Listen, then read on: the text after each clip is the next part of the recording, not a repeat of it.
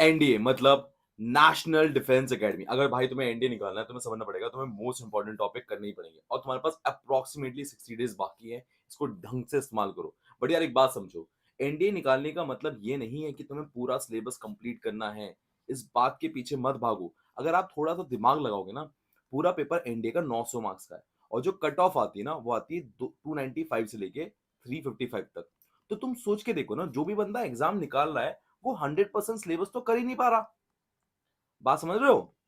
वो नहीं कर पाएगा। क्यों नहीं कर पाएगा? क्योंकि भैया उसके पास है 12th। जब तक ये 12th तुम्हारे सिर पे है ना, तुम 100% सिलेबस नहीं कर पाओगे। कोई नहीं कर पाएगा। मैंने भी नहीं किया था। जब मैंने एनडीए दिया था तो मैं भी नहीं कर पाया था मेरी जान। तो इस बात को गांठ बांध दो। नाउ अब देखो, एक बच्चा जो एनडीए निकाल रहा है उसके केस में ऐसा होगा ही होगा कि जो वो करेगा वो कॉपी पेस्ट आएगा। समझो मेरी बात। तुमने ईडीएम पढ़े, तुम्हें कॉपी पेस्ट मिलेंगे। एंटोनिम पढ़े, तुम्हें कॉपी पेस्ट मिलेंगे। सिनोनिम पढ़े, तुम्हें कॉपी पेस्ट मिलेंगे। अब एक कॉपी पेस्ट तभी मिल सकते हैं जब बच्चा क्वेश्चन को प्रिडिक्ट कर पाए। क्वेश्चन प्रिडिक्ट करने के तीन तरीके होते हैं। पहला तरीका ये है कि तुम्हें जो क्वेश्चन का कंसेप्ट है वो ढंग से पता हो। ठीक है ना? दूसरा है कि तुमने पीवाईक्यू कम से कम एक से लेके दो बार बिना देखे, विदाउट सीइंग, समझो मेरी बात, बिना देखे तुमने प्रैक्टिस कर रहे हो सॉल्यूशन को। तभी ये हो सकता है। और तीसरा तरीका मैं भी थोड़ी देर में बताऊंगा। पहले मैं अपने बारे में बता दूं। A very warm welcome to all of you. मेरा नाम है Shubham Washne and I'd like to welcome you to Self Selection Board and my aim is to take you one step towards your uniform.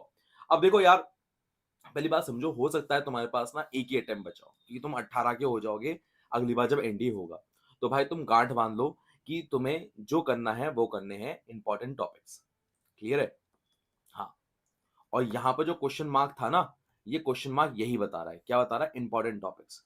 क्योंकि तुम पूरा सिलेबस नहीं कर सकते तो तुम्हें तीन चीजें चाहिए: कंसेप्ट, पीवाईक्यू और इंपॉर्टेंट टॉपिक्स। इंपॉर्टेंट टॉपिक के हमें करने हैं कंसेप्ट, उसी के लगाने क्वेश्चन, और अगर हमारा कोई टॉपिक बच जाता है तो हमें इंपॉर्टेंट टॉपिक को छोड़ना नहीं है। यही साइकिल में घूमेगा। क्लियर है? ओके। अब देखो यार, सबसे पहली बात, 12th के साथ लगता है डर। डर को भाई साइड में छोड़ दो। क्योंकि यार जो डर वाला बंदा है ना, वो इस बंदे की तरफ फोकस में नहीं पड़ सकता। डर वाला बंदा चेयर पे तो बैठा होगा पर वो सिर्फ फेंटेसाइज करने में लगा होगा। या तो या वो भैया सोच रहा होगा इतना सारा सिलेबस खत्म कैसे होगा। यार एक बात बताओ तुम, मान लो ये पूरी स्क्रीन एक कमरा है, ठीक है, रूम है ये पूरा, और यहाँ पर ना मैं एक कॉर्नर से सफाई करना शुरू करूँ, फ्रॉम दिस कॉर्नर। तो यार मुझे एक कॉर्नर पकड़ के सफाई करना शुरू करना पड़ेगा ना, तभी तो मैं हर डायरेक्शन में जा पाऊंगा। मैं कह रहा हूं कि यार पता नहीं कैसे होगा, पता नहीं कैसे होगा, पता नहीं कैसे होगा, तो नहीं हो चलेगा। एक कोना पकड़ो, मतलब सिलेबस का एक साइड पकड़ो और खत्म करना शुरू करो। ठीक है ना? तभी खत्म हो पाएगा। दोबारा बोल रहा हूं, सिलेबस में क्या खत्म करना है? इंपॉर्टेंट टॉपिक्स, जिससे मैंने भैया थंबनेल बनाया। समझ लो मेरी बात। Important topics, important topics, important topics. बात समझ में आ रही है? समझ में आ रहा है? नाउ अब इतनी बात अगर तुम समझ गए हो तो देखो, सिलेक्शन लेने के लिए हमारी कहानी जब बढ़ेगी आगे, तो बिना डर के बढ़ेगी और इंपॉर्टेंट टॉपिक्स को खत्म होते हुए पढ़ेगी। क्लियर है बात? समझ गया सर। सबसे पहले हमें बोर्ड एग्जाम पे फोकस करना है। सब बोर्ड एग्जाम पे, हाँ बिल्कुल। देखो, एनडीए निकालने का मूल मंत्र ये है कि बोर्ड एग्जाम अच्छे से जाना चाहिए। क्यों मैं बोल रहा हूं? अगर बोर्ड एग्जाम अच्छे से नहीं गया तो तुम्हें या डिप्रेशन में नहीं आओगे? आओगे, हर कोई आएगा, मैं भी आया था। मैं सच बता रहा हूँ, मेरा जो है ना एनडीए एग्जाम बोर्ड एग्जाम के साथ नहीं निकला था, बोर्ड के बाद निकला था। समझ लो, बोर्ड में मेरे परसेंटेज बड़े कम थे, 60% थे। अब मेरे 60% आ गए तो मैं बहुत परेशान रहने लगा, बहुत डिप्रेशन में रहने लगा। मुझे कॉलेज कौन सा मिलेगा, एनडीए में होगा नहीं होगा, मेरा खुद का कॉन्फिडेंस लो था। भाई अगर मान लो तुम्हारी परसेंटेज 80, 85%, 90% आ रही है, तो तुम्हारा मोरल बड़ा हाई होगा। यार मैं निकाल सकता हूँ यार, इतनी जर्नी जब तय कर ली तो मैं और भी कर लूंगा। तो पूरी जो है ना, पूरा फोकस बोर्ड एग्जाम पे दो। दूसरी बात, बोर्ड एग्जाम का जो सिलेबस है वो आपका एनडीए में काम आएगा। चाहे आप आर्ट स्टूडेंट हो, चाहे आप कॉमर्स हो, चाहे आप साइंस स्टूडेंट हो, कुछ ना कुछ तो आपका पड़ा हुआ इसमें आएगा ही आएगा। एनडीए एग्जाम बनाया ही ऐसे गया है। एनडीए एग्जाम की नोटिफिकेशन में सरकार ने ये नहीं कहा कि भैया साइंस स्ट्रीम वाला नहीं दे सकता, आर्ट स्ट्रीम वाला नहीं दे सकता, कॉमर्स स्ट्रीम वाला दे सकता है। वो कह रहा है सब दे सकते हैं, और उसका मेन सिलेबस 12th का बोर्ड ही होगा। ठीक है ना? काफी कुछ तो आपकी चीजें बोर्ड में कंप्लीट हो जाएंगी, जो नहीं होंगी उसको मैं बताऊंगा। क्लियर है? चलो, यहां तक की बात समझ में आ गई। तो पूरा फरवरी मंथ आपको किसमें देना है? बोर्ड एग्जाम के लिए पूरी जान लगा के। एनडी का आपको कुछ भी नहीं करना। बात समझ में आ रही है? हाँ सर, बिल्कुल आ रही है। नाउ मार्च और अप्रैल के लिए मेरी बात ध्यान सुनो। मार्च और अप्रैल में आपका एक तो फिजिकल एजुकेशन होगा और आपका एक इंग्लिश का पेपर होगा। उन दोनों को मैं बोर्ड एग्जाम में काउंट नहीं करता, ये बहुत ही आसान पेपर है। ठीक है? तो मार्च एग्जाम का 1 मंथ और बोर्ड एग्जाम के 20 दिन, ये जो टाइम है ये आपको बहुत ढंग से इस्तेमाल करना है। अगर आपने इसको ढंग से इस्तेमाल किया तभी आपका बेड़ा पार हो पाएगा। नाउ अब आपको 3 पिलर पे पहले फोकस करना है। 3 पिलर कौन-कौन से? मैथ्स, साइंस और इंग्लिश। ठीक है? बोर्ड एग्जाम खत्म होते ही आपको इन पे टूट पड़ना है। क्लियर है? अब मैं ऐसा क्यों कह रहा हूँ? जैसे ही आप मैथ्स की बात करो, आप मैथ्स से मात्र 100 नंबर ले आओ, बहुत है। साइंस में आप 120 ले आओ, बहुत है। इंग्लिश में आप 120 ले आओ, बहुत है। टोटल अगर आप स्कोर देखो 340। अब जरा कट ऑफ देखो, ये देखो कट ऑफ। मैक्सिमम टाइम आप देखोगे 95% चांसेस हैं कि आपकी कट ऑफ निकल जाएगी, और वो भी खाली ये सिलेबस करके, सिर्फ 3, मैथ, साइंस, इंग्लिश। हमारा बाकी जो थोड़ी मदद करेंगे ना, वो polity, geography, economics, current affair और हिस्ट्री करेंगे। इनकी वेटेज कम होती है, पर होती है। तो हमें थोड़ा स्मार्टली खेलना है। स्मार्टली कैसे? हमें इंपॉर्टेंट टॉपिक खत्म करने हैं। कहाँ गए इंपॉर्टेंट टॉपिक? इंपॉर्टेंट टॉपिक खत्म करने हैं। दूसरी बात, कभी भी ये मत सोचो कि यार मैं 400 नंबर लाऊंगा, क्योंकि मैं लड़का हूं, मेरे को अगर रैंक लेकर आनी है ना, तो मैं 400 नंबर लेकर आऊंगा तभी मेरा नाम आएगा। नहीं, गर्ल्स हो 500 नंबर के पीछे मत भागो, पहले भागो कट ऑफ के पीछे। कट ऑफ कितनी है? इतनी सी, जरा से मास। एग्जाम निकलने का देखो कॉन्फिडेंस अलग ही होता है। सोचो भाई ये लड़की है, इसके कट ऑफ जितने नंबर आ रहे हैं, उसका कॉन्फिडेंस क्या होगा? समझ रहे हो मेरी बात? क्या कॉन्फिडेंस होगा? सोचो आज की तारीख में तुम्हें एनडीए का एग्जाम दो और तुम्हारी कट ऑफ निकल गई, तुम तो खुशी के मारे पागल हो जाओगे ना। तो भाई वो खुशी के मारे पहले पागल हो लो, उसके बाद सोचना कि ये 400 नंबर कैसे आएंगे, 500 नंबर कैसे आएंगे। ये कोई बड़ा टारगेट नहीं है, पहले पास होने की सोचो। क्लियर है बात? समझ में आ रही है? चलो आगे चलते हैं। अब सबसे पहले हमें इंपॉर्टेंट टॉपिक खत्म करने हैं, इंपॉर्टेंट टॉपिक की बात करेंगे। ठीक है? इंपॉर्टेंट टॉपिक से पहले एक बात और समझ लो, तुम्हारा कंपटीशन किन बच्चों से है। देखो एग्जाम फॉर्म फिल करने वाली बात जो है, उसमें करीबन 6 लाख लोग बच्चे फॉर्म भरते हैं। 3 लाख लोग एग्जाम देने आते हैं, 50% की अटेंडेंस होती है, ज्यादातर लोग देने ही नहीं आते। ठीक है? उसमें से भी आधे ऐसे होते हैं जिनके साथ ऐसा है कि भाई एग्जाम दे के देखते हैं, तो तैयारी करके करीबन आधे लोग आते हैं, और उसमें से जाते हैं 6000 बच्चे फाइनली, और लास्ट में 340। तो तुम्हारा जो कंपटीशन है वो है 1,50,000। और 1,50,000 ना बहुत कम बच्चे होते हैं, बहुत कम। देश की पॉपुलेशन है 140 करोड़। 140 में से नहीं लड़ना तुम्हें, 150 से लड़ना है, तो बहुत कम बच्चे हैं। ठीक है? और अभी बता रहा हूं, इसमें भी कई ऐसे होंगे जो डर में जी रहे होंगे। ठीक है ना? तो और कंपटीशन कम हो जाता है। ठीक है? अब मेरी जो ऑफलाइन कोचिंग है भाई, वो मेरठ में है। ठीक है? आप गूगल पर सर्च करना, सेल्फ सिलेक्शन बोर्ड। मैं बताता हूँ कि यार कोचिंग वालों के पास ना कोई ऐसा जादुई मंत्र नहीं होता है, बट यार उनको एग्जैक्टली बस इतना पता होता है कि यार जो पढ़ा रहे हैं वो एग्जाम में आएगा, जो पढ़ा रहे हैं वो एग्जाम में आएगा। अब वो आना चाहिए, क्योंकि यार कोचिंग की रेपुटेशन का सवाल होता है कि यार पता नहीं लोग बाद में कुछ उल्टा सीधे लिख दे। और इसी चक्कर में आप देखोगे कि मेरी जो रेपुटेशन है वो 4.8 है, 372 रिव्यूज के साथ। ठीक है? गूगल पर सर्च करना, आपको मिलेगी। अब जो मैं बताने जा रहा हूँ अपनी रेपुटेशन को दाव पे लगा के दोबारा, वो ये कि भैया जो बता रहा हूँ वो आएगा। क्लियर है? तुमने मेरे से ऑनलाइन पढ़ा हो चाहे ऑफलाइन पढ़ा हो, या तुम यूट्यूब से पढ़ रहे हो, जो बताने जा रहा हूं उसको गांठ बांध लो, क्योंकि मैं इन दोनों को भी यही चीज बताता हूं। चाहे जो मुझसे ऑनलाइन पढ़ रहा है, जो मुझसे ऑफलाइन पढ़ रहा है, उसको भी यही चीज बता रहा हूं जो तुम्हें यूट्यूब पे बताने जा रहा हूं। सुनो मेरी बात ध्यान से। अब देखो जो पीवाईक्यू है ना, वो तुम्हें करने कहां से है? देखो पीवाईक्यू तुम्हें करने हैं इस किताब से। ये वाली किताब ही क्यों लेनी है? क्योंकि ये किताब में ना 36 पेपर सॉल्व है। 36 का मतलब समझते हो? 36 का मतलब 18 साल के पेपर। 18 मतलब अप्रोक्सीमेटली 20 साल के पेपर। और 20 साल के पेपर बहुत होते हैं। दूसरी बात, ये किताब हिंदी इंग्लिश दोनों में मिलती है। समझ लो मेरी बात? हिंदी में मिलेगी और इंग्लिश में भी मिलेगी। तो ये बहुत बड़ा एडवांटेज है इतने सारे क्वेश्चन का। अब देखो, हमें चैप्टर वाइज अगर हमने कर लिए तो हमारी बल्ले बल्ले है। क्यों मैं कह रहा हूं, मेरी बात ध्यान सुनो। चैप्टर वाइज जो क्वेश्चन आते हैं ना, जो इस बुक के अंदर है, देखो ये क्वेश्चन है और इसका इतना बड़ा एक्सप्लेनेशन है। तुम्हें गूगल पे ढूंढने की जरूरत नहीं है, तुम्हें बार बार किताबें उठाने की जरूरत नहीं है, बुक्स उठाने की जरूरत नहीं है। जो इस बुक में लिखा है वो आपका काफी काम मदद कर देगा। इनफैक्ट अभी आप देखना कि मैं इंपॉर्टेंट टॉपिक्स के साथ ना वीडियो का एक सेट लेकर आ रहा हूँ, history, geography, science, economic, English grammar, current affair, from the 1 Feb। Clear है? आप उस चीज को गांठ बांध लो, गांठ। जो मैं इस बुक से लेकर आऊंगा ना, तुम्हें वो एग्जाम में कॉपी पेस्ट मिलेंगे। पर मैं ये चाहूंगा कि ये वाले जो क्वेश्चंस हैं जो मैं इस बुक से लेके जा रहा हूं, वो तुम एक बार बिना देखे करो, विदाउट सीइंग इट। अगर तुम बिना देखे कर पा रहे हो, तुम्हारा ना मोराल इतना हाई हो जाएगा कि भाई मेरे कंसेप्ट क्लियर है, मुझे पता है आंसर क्या है। वो बहुत जरूरी होता है। पहला नियम ही ये है एग्जाम निकालने का कि कंसेप्ट क्लियर होने चाहिए। दूसरा नियम ये है, खुद से पीवाईक्यू होना चाहिए। बात क्लियर है? और तीसरा नियम क्या है? इंपॉर्टेंट टॉपिक्स कई बार रिवाइज कर लो जो एग्जाम में वेटेज रखते हैं। बात समझ में आ रही है ना? तो सबसे पहले हमारी कहानी चलेगी साइंस से, उसके बाद ज्योग्राफी, उसके बाद हमारी चलेगी इंग्लिश ग्रामर से। ठीक है? और उसके बाद हमारी कहानी चलेगी हिस्ट्री पे।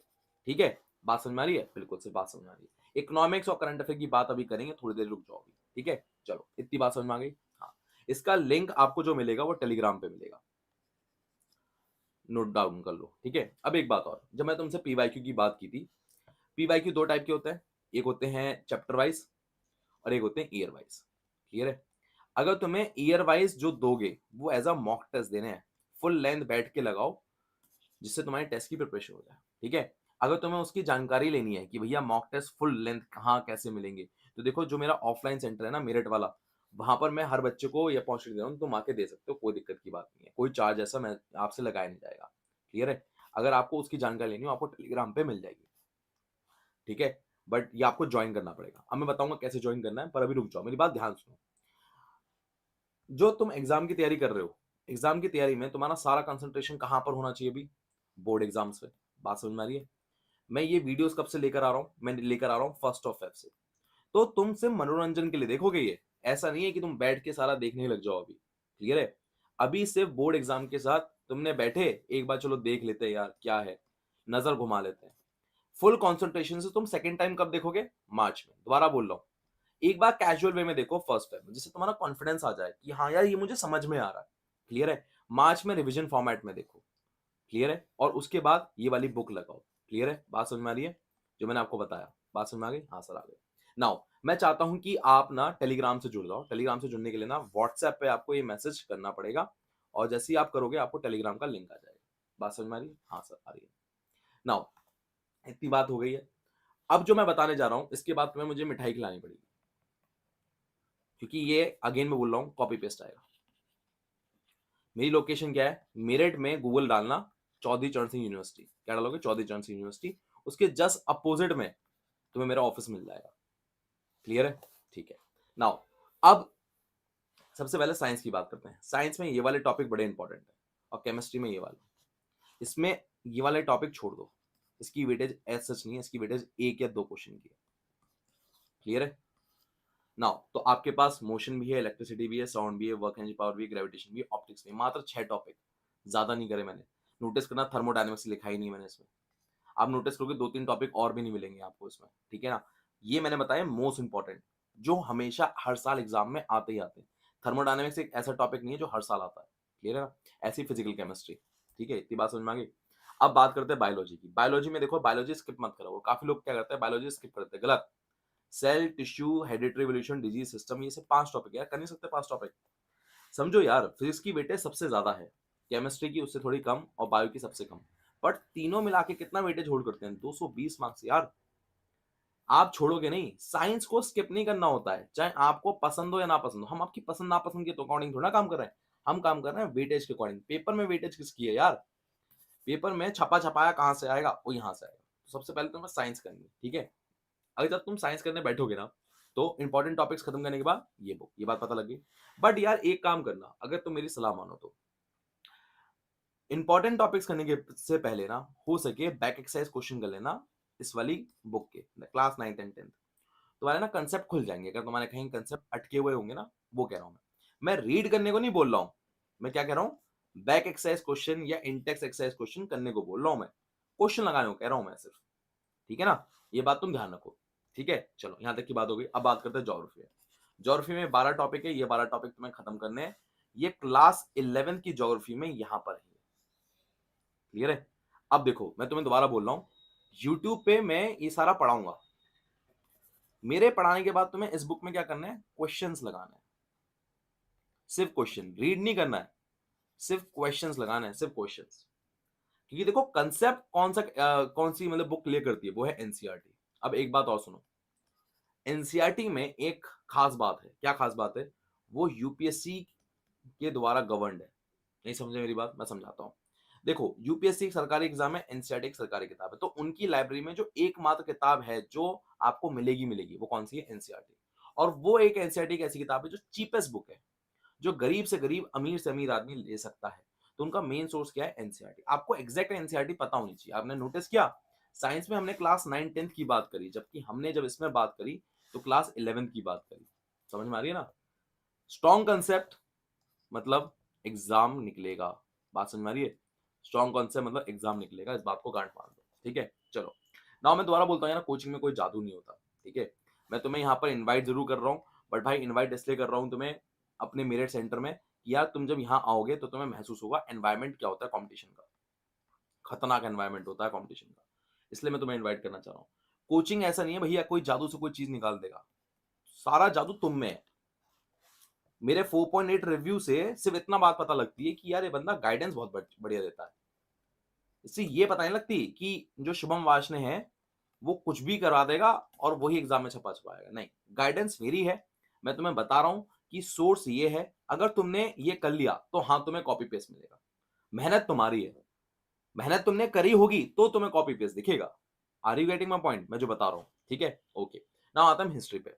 देखो हिस्ट्री ना थोड़ी सी गैम्बल है यार, ठीक है ना, हर साल गैम्बल करती है और मैं तुम्हें अभी बोल रहा हूँ कि इस बार भी गैम्बल करेगी। हिस्ट्री अनप्रिडिक्टेबल होती है, समुद्र के बराबर होती है, सी है सी। बट देखो ये तुम्हारा ना बचने का आखिरी सोर्स है, इसके लिए ना क्लास 12 की एनसीईआरटी होती है, वो आपको करनी है, ठीक है। ये टॉपिक है, ये टॉपिक मैं खुद भी कराऊंगा तुम्हें, दोबारा बोल रहा हूँ यूट्यूब पे मैं कराऊंगा ये टॉपिक्स तुम्हें। बट तुमसे क्या उम्मीद कर रहा हूं मैं, तुम एनसीईआरटी की क्या करोगे, क्वेश्चंस। एनसीईआरटी क्या लगाओगे, क्वेश्चंस क्वेश्चंस क्वेश्चन क्वेश्चंस। अगर ये आपने नहीं लगाए तो गड़बड़ हो जाएगी, ठीक है। अच्छा अब देखो एनसीईआरटी के क्वेश्चन में बहुत वेरिएशन में चलते हैं, जैसे मैं बोलूं हिस्ट्री के केस में बोल रहा हूं मैं, खाली हिस्ट्री के केस में आज एंशियंट हिस्ट्री से एक क्वेश्चन आ गया तो कल 5 आ जाएगा, मिडिवल से 5 आए हैं तो कल 7 आ जाएंगे, मॉडर्न से अगर कभी 5 आ रहे हैं तो कभी 10 आ रहे हैं। पर याद रखो एंशियंट का वेटेज, एंशियंट हिस्ट्री का वेटेज यहां पर लिखता हूं मेरा, एंशियंट हिस्ट्री का वेटेज हमेशा लो होता है, इसका लो होता है हमेशा। मिडिवल और मॉडर्न का हमेशा ज्यादा होता है, इन दोनों का हमेशा ज्यादा होता है, मॉडर्न हिस्ट्री का। समझ रहे हो मेरी बात, मॉडर्न हिस्ट्री है ये, इसका थोड़ा ज्यादा होता है। तो हमेशा मिडिवल और मॉडर्न पे ज्यादा फोकस करना, टाइम मिले तो एंशियंट इंडिया पे काम करना, अदरवाइज नहीं करना। क्लियर है, बात समझ में आ रही है। और तुम्हें लिखे हुए जो टॉपिक दे रहा हूँ वही करना, फालतू में मतलब मेहनत मत करना कि मैं ये भी करूंगा वो भी करूंगा, कुछ नहीं, टाइम पास नहीं ना। इतनी बात अगर तुम्हें समझ में आ गई है, अगेन हिस्ट्री में ना आप सीधे पीवाईक्यू पे कूदना, पीवाईक्यू में। क्लियर है, इंपॉर्टेंट टॉपिक्स बता चुका हूँ, पीवाईक्यू पे कूदना है, ठीक है ना। इतनी बात तुम्हें समझ में आ गई है। इकोनॉमिक्स, इकोनॉमिक्स करनी ही नहीं है, काट दो से, इंपॉर्टेंट टॉपिक भी नहीं करना, छोड़ दो से। टाइम बचा है तो कर लेना, क्यों कह रहा हूं, सिर्फ 4 क्वेश्चन आते हैं, ओनली ब्लडी 4 क्वेश्चन आता है, छोड़ दो, बकवास है, टाइम वेस्ट है, एनर्जी वेस्ट है, ठीक है। अब इसके बाद आती है पॉलिटी, छोड़ दो, सर मैंने पॉलिटी में बहुत मेहनत की है, मत करो, 4 क्वेश्चन आ रहे हैं सिर्फ, पिछले 2-3 पेपर से 4 ही क्वेश्चन आ रहे हैं, do not waste your time कि इस बार बढ़ गए तो, इस बार क्वेश्चन ज्यादा आ गए तो, नहीं। मैं बता रहा हूँ क्यों, अभी बताता हूँ, सुनो मेरी बात, छोड़ दो पॉलिटी को नहीं करना, मैं बताता हूँ क्यों। देखो साइंस की वेटेज कितनी है, 220 मार्क्स, इंग्लिश की वेटेज कितनी है, 200 मार्क्स, ज्योग्राफी की वेटेज कितनी है, 80 मार्क्स, करंट अफेयर की वेटेज कितनी है, 40 मार्क्स। अब जरा देखो 220 में से मैं कर दूं 120, इसमें कर दूं 100, इसमें कर दूं 40 और इसमें कर दूं 20, टोटल स्कोर कितना बैठा ये, 20 प्लस 60, अराउंड 280 बैठा,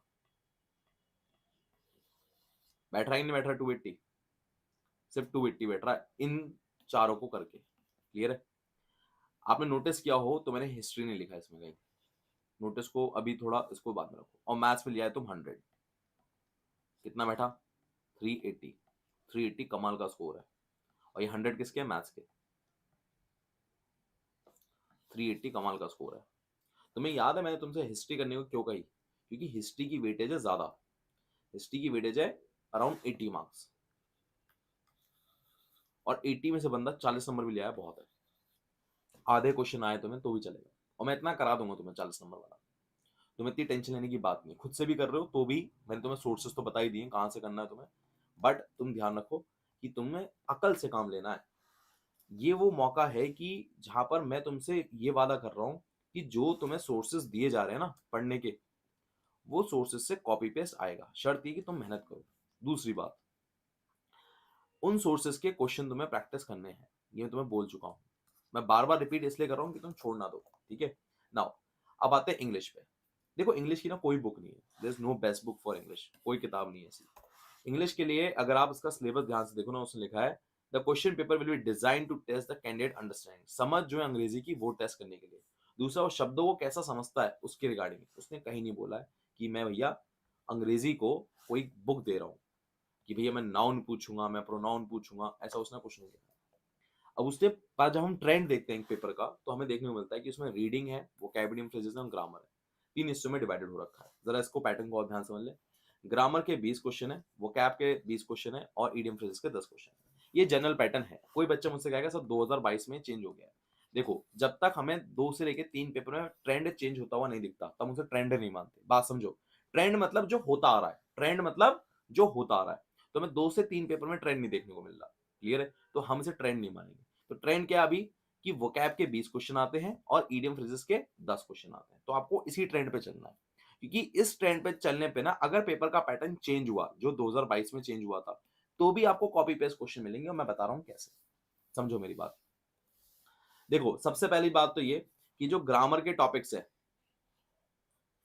वो आपको खत्म करने हैं। मैं आपको एक वीडियो बना के दूंगा, 100 रूल्स ऑफ ग्रामर। अगर आपने वो खत्म कर लिए तो आपकी ग्रामर के जो 20 क्वेश्चन है वो हो जाएंगे आराम से। 20 में से 15 तो कर ही आओगे। क्लियर है? अब बची सिनोनिम एंटोनिम, इसमें तुम्हारा हार्ड वर्क लगेगा। अगर तुम बोर्ड के साथ अगर कुछ तैयारी करना चाहते हो, तो मैं चाहूंगा तुम वोकैब करो। वोकैब, क्यों मैं कह रहा हूं वोकैब में ये 3 वोकैब कर लो, ये 3 वोकैब, और ये वाली वोकैब आपकी एनडीए एग्जाम में दिखेगी दिखेगी। अगर आप 2022 का पेपर उठा के देखोगे ना, जिसमें एग्जाम का पैटर्न चेंज हुआ था इंग्लिश का, तो उसमें आपको एफ कैट की वोकैब बहुत सारी दिखेगी। एफ कैट की तो आप बेटा गांठ बांध लो। इफ यू नेल्ड इट, आपने अगर इसको कर लिया तो आपने पेपर उखाड़ लिया। बात समझ में आ रही है? आप इंग्लिश में करीबन 120 से लेके 160 नंबर ले आओगे, मेरा वादा है आपको। सीडीएस, एफकेट, एससीसीएल की वोकैब। और ये मैंने ना एक कोर्स बनाया है इसका। इसके लिए आपको ना सेल्फ सिलेक्शन बोर्ड की ऐप पे जाना पड़ेगा। वहां पर आपको मास्टर सब्जेक्ट करके एक ऑप्शन मिलेगा, वहां पर जाकर चूज करके इंग्लिश मिल जाएगी। वो आपको करना पड़ेगा अभी से। मैं बार बार बोल रहा हूँ, इसे स्किप मत करना। और मैं आपको इसका एक प्रूफ देता हूँ, मैं आपको इसका प्रूफ देता हूँ। देखो सर, आपको सल्यूट है। आपका दिया हुआ सब आया, ईडीएम्स, ईडीएम फेसेस, सिनॉप्सिस, सब सब आपने जो करवाया है वही आया। एक दो थे वर्ड्स जो थोड़ा बाहर से आया, बट मुझे उनको देख के थोड़ा फीलिंग्स आ रही थी कि वो किए हुए वर्ड्स में से ही है, मगर थोड़े वर्ड्स चेंज है। तो मगर सब पेपर भी बहुत अच्छा गया है। और नेक्स्ट पेपर के लिए थोड़ा टिप दो, क्या करना है, कैसे करना है। अब यार तुम ये बात समझ गए हो। देन अगेन मैं अपनी बात रिपीट कर रहा हूँ, इंपॉर्टेंट टॉपिक्स खत्म करो, पीवाईक्यू खत्म करो, यूट्यूब की वीडियो खत्म करो, बस। लिंक कहाँ पर पड़ा है? डिस्क्रिप्शन बॉक्स में। बुक का भी लिंक डिस्क्रिप्शन बॉक्स में, यूट्यूब वीडियो का लिंक भी डिस्क्रिप्शन बॉक्स में है। नाउ एक बात बोलता हूँ, करंट अफेयर, इसे स्किप मत करना मेरे बच्चे। करंट अफेयर प्रिडिक्टेबल होती है तुम्हारे केस में, और मैं तुम्हें प्रिडिक्ट करके दिखा सकता हूँ। ठीक है? मैंने इसके ऊपर वीडियो ऑलरेडी बना दी है, इसका लिंक मैंने डिस्क्रिप्शन बॉक्स में डाल दिया है। ये जो बाकी वीडियोस हैं वो 1 फेब के बाद आएंगी, और इसका जो शेड्यूल है वो मैंने टेलीग्राम ग्रुप में डाल दूंगा। कब डालूंगा मैं? अराउंड 31 मार्च को डालूंगा। कब डालूंगा? 31 मार्च को डालूंगा। तो प्लीज मेक श्योर कि आप इसे देखें जरूर, तमीज में इसको कर लेना। मैं तुम्हें बता रहा हूँ, कॉपी पेस्ट देखेंगे। कॉपी पेस्ट, कोई तुम्हें यूट्यूब चैनल ऐसा नहीं मिलेगा जो ऐसे बोलता हो कॉपी पेस्ट। देखो यार, मैं बच्चे को पढ़ाने के बाद यही बोलता हूँ कि यार मेरा पढ़ाया कॉपी पेस्ट आया क्या? कॉपी पेस्ट सुनने में बहुत मजा आता है। तुम्हें पूरे एंटायर यूट्यूब चैनल पे कोई नहीं मिलेगा जो ये कहेगा, मतलब यूट्यूब प्लेटफॉर्म पे, कि कॉपी पेस्ट आएगा, कॉपी पेस्ट आएगा। कॉपी पेस्ट अगर आना है तो तुम्हें मेहनत करनी पड़ेगी, और जो मैं कर रहा हूँ करना पड़ेगा। ये सब वही स्क्रीनशॉट है जो बता रहे हैं कि भैया कॉपी पेस्ट आया है। समझो मेरी बात। तुमको भी कॉपी पेस्ट की कहानी मुझे सुनानी है, और मैं सारे एग्जाम कराता हूँ, एनडीए, सीडीएस, एफकेट, और सब में मैं यही वादा करता हूँ कि जो आएगा वो कॉपी पेस्ट आएगा। बात क्लियर है? सो अगर आपको मेरी कोई भी जरूरत पड़े, आप सेल्फ सिलेक्शन बोर्ड आना। ये मेरा फोन नंबर भी है, आप इस पर कॉल कर सकते हो, बट कॉल करने पे ना आपको टाइमिंग है। समझो मेरी बात।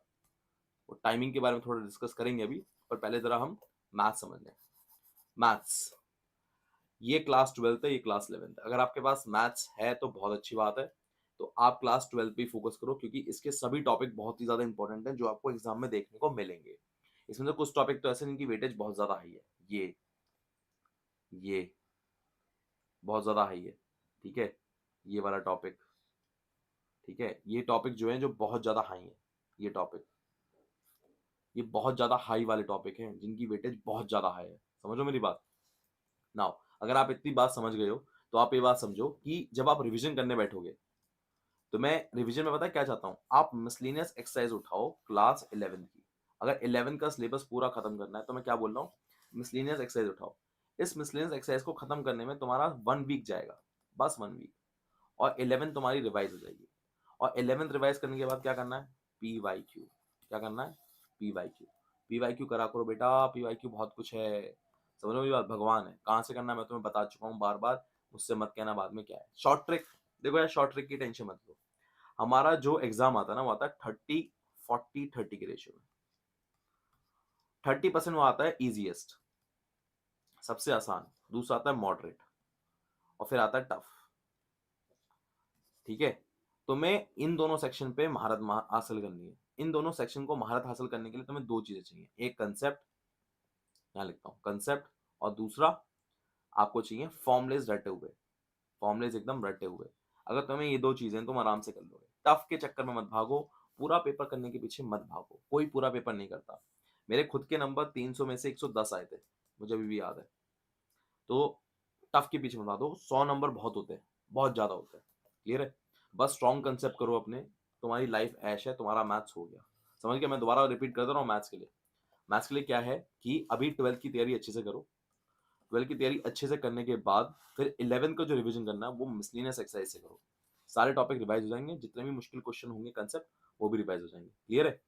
अब आप कहोगे सर कॉमर्स और जो बायो वाले हैं, आर्ट्स वाले, उनका क्या। देखो यार, तुम्हें ना करीबन 1 हफ्ता देना पड़ेगा मुझे, 1 वीक। ठीक है, 1 वीक के लिए तुम्हें ना जो बेसिक मैथ्स है वो खत्म करनी पड़ेगी। अगर तुम बोर्ड एग्जाम के साथ कर सको तो बहुत बढ़िया है, मैं सिर्फ तुम्हारा 1 घंटा लूंगा, 1 आवर दे दो बस मुझे, 1 आवर अगर दे सकते हो तो। ठीक है, फिर जो 1.5 महीना होगा उसमें मैं तुम्हारा इतना करा दूंगा कि तुम 80 से लेकर 100 के बीच में नंबर ले आओ, इतना मैं करा सकता हूँ। क्लियर है। हाँ, एक बात और कह रहा हूं मैं तुमसे, तुम्हारे पास एक चीज और होनी चाहिए, वो है self selection board app. Self selection board app. आप सेल्फ सिलेक्शन बोर्ड ऐप अगर तुम्हें चाहिए हो तो एक काम कर सकते हो, या तो प्ले स्टोर पे चले जाओ, या इस नंबर पे लिखो एनडीए, व्हाट्सएप पे लिखो एनडीए, तुम्हें मिल जाएगा। ठीक है ना, वहां पर तुम्हें एक बैच मिलेगा, गोरखा बैच। उस बैच के अंदर जो बच्चे आर्ट एंड कॉमर्स के हैं उनको तैयारी कराई जा रही है। क्लियर है ना, बात समझो मेरी। कोई कोचिंग भगवान नहीं होती, याद रखो। कोचिंग सिर्फ तुम्हें गाइडेंस दे सकती है, और गाइडेंस भी वो देगी तुम्हें जिसमें तुम सीखने की इच्छा रख रहे हो। आर्ट एंड कॉमर्स की ना सीखने की इच्छा मैथ्स के लिए ना जीरो होती है, जीरो, और सपने होते हैं बड़े बड़े, ये बहुत दिक्कत हो जाती है। ठीक है ना, तो भैया ये रिव्यूज तुम्हारे ही दिए गए हैं, तुम्हारे भाई बहन होंगे कोई जिन्होंने मुझे रिव्यू दिए थे गूगल पे ये, और तुमसे भी उम्मीद यही करता हूँ जब एग्जाम निकल जाएगा ना मिठाई भी खिलाओगे और ये रिव्यू ना 1000 तक पहुंचाओगे। समझ लो, मैं इंतजार कर रहा हूँ उस दिन का। चलो गाइस, तो मैं मिलता हूँ। कोचिंग वोचिंग का कोई जादू नहीं होता, दोबारा बोल रहा हूँ भैया, ग्राफिक्स के साथ समझा रहा हूँ, तुम्हें खुद ही करना है। ठीक है, पूरी जान लगा दो, लाइक करो, कमेंट करो, शेयर करो। अब भैया वीडियो खत्म नहीं हुई है, सुन लो मेरी बात, रुक जाओ अभी, पहले क्वेश्चन का लेवल देख लो। तुम डरते बहुत हो ना, ये देखो क्या पूछा है इसने, इनमें से किसकी वेवलेंथ ज्यादा है, एक्सरे की एक्चुअल जो वेवलेंथ है वो है क्या, ये पूछा फालतू क्वेश्चन। ये बताओ इलेक्ट्रिकल सिग्नल जो नर्व में जाते हैं वो कौन से हमारा जो एलिमेंट है हम खाएंगे उससे होगा। फालतू सवाल, 9th-10th का सवाल है ये। अगला सवाल देखो कि भैया कौन सा ज्यादा रिएक्ट होगा, रिएक्टिविटी सीरीज बता दो, 9th-10th का सवाल। तो भाई ये सारे क्या है, 9th-10th के सवाल है, तुम क्यों घबराते रहते हो। बस तुम तैयारी करो एग्जाम की, एनडीए एग्जाम फोड़ो, मेरठ आओ, मिठाई मिठाई खिलाओ यार, पता होना चाहिए चौधरी चरण सिंह यूनिवर्सिटी उसके जस्ट सामने। क्लियर है, व्हाट्सएप पे डालो एनडीए। ठीक है, मुझसे मुलाकात करो, बातचीत करो। बातचीत करने का समय सुन लो, शाम के 6 से 9, और सैटरडे और संडे ऑफ होगा, सैटरडे संडे में किसी से बात नहीं करता। क्लियर है, ओके। नाउ अब ये जो नंबर है इसको सेव कर लेना, लिख लेना भैया वाशने भैया, कोई बात हो याद कर लेना भैया। क्लियर है, चलो अब बस इतना ही लूंगा यार तुमसे विदा। Jai Hind, take care, tata bye bye. ठीक है, मिलते हैं अगली वीडियो में। मैं उनको रोज सोचता हूँ, मैं उनको रोज सोचता हूँ, वो है अंतिम पगों